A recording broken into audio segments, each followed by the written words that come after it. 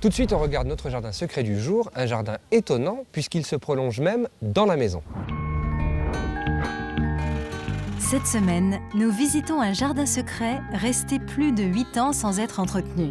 C'est aujourd'hui un véritable jardin de promenade où une grande partie des arbres existants ont été conservés. Ici, les espaces se succèdent, senteurs, sous-bois et même un mur végétal d'intérieur.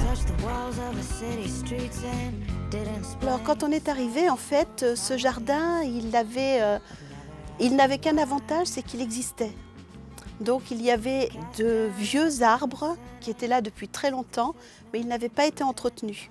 Il y avait beaucoup de choses à faire, mais il avait du potentiel.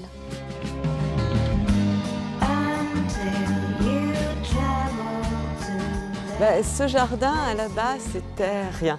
Ici, c'était plein de dalles de béton, des endroits de boue, quelques plantes mises de façon très disparate qui n'apportaient aucun charme. On a travaillé avec une glycine, on en a fait un arbre plutôt qu'une plante grimpante. Ça a amené un petit peu le côté méditerranéen, avec un jardin d'odeurs, avec des romarins, avec des pois de senteur, avec des lavandes. Ici, c'est un mur qu'on devait cacher, mais un mur dans lequel on ne pouvait pas se fixer ni planter trop près, parce qu'on a le portail coulissant qui doit pouvoir coulisser. Donc c'était de planter en avant-plan. Le fer à béton, c'est du fer plein, donc c'est un matériau on ne peut plus résistant, c'est ce qui sert à construire les maisons. L'idée me semblait un peu saugrenue avec leur fer à béton, mais on les a laissés faire puisque jusqu'à présent, ça c'était toujours, toutes leurs idées avaient été parfaites. On est parti sur cette forme éventail 2 fois 3 branches, qu'on a retravaillé en ogive avec de nouveau les branches qui ressortent.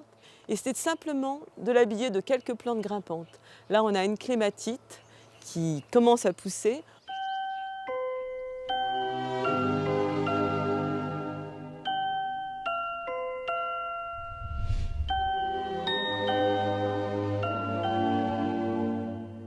Là, c'est une plante qu'on aime particulièrement, qui est quasiment pas utilisée dans les jardins. C'est un tétrapanax. Déjà, elle permet de cacher assez rapidement un mur derrière, mais c'est vraiment cette opulence, ce jeu de palmes absolument gigantesques qui évoque l'Asie. Ce sont des plantes auxquelles je tiens beaucoup et il me fallait surtout des magnolias. D'ailleurs, quand on a acheté la maison, on a décidé qu'on l'appelait magnolia. C'est un Magnolia grandiflora.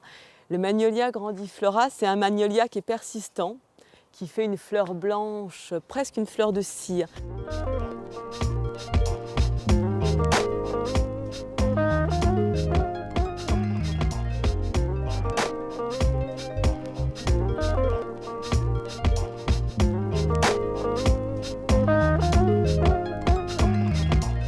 C'est un mur végétal qui est en sphaigne. La sphaigne, c'est une mousse qui vient du Chili, qui a la propension de garder 20 fois son volume en eau.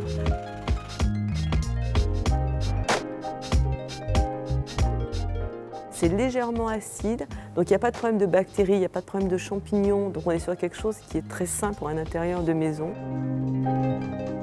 Ça nous apporte l'impression d'être à l'autre bout du monde tout en descendant simplement dans notre sous-sol. Chacune des plantes qui a été plantée dans ce mur, elle a été plantée sans terre. On a délibérément retiré toute la terre autour des racines et on a lavé ces racines de façon à ne pas avoir de terre, pas risque de maladies, de champignons, de pourriture. On n'a que ce substrat qui est quelque chose de légèrement acide, de neutre, des plantes de zone humide bien sûr, des orchidées, des bégonias rex, des broméliacées.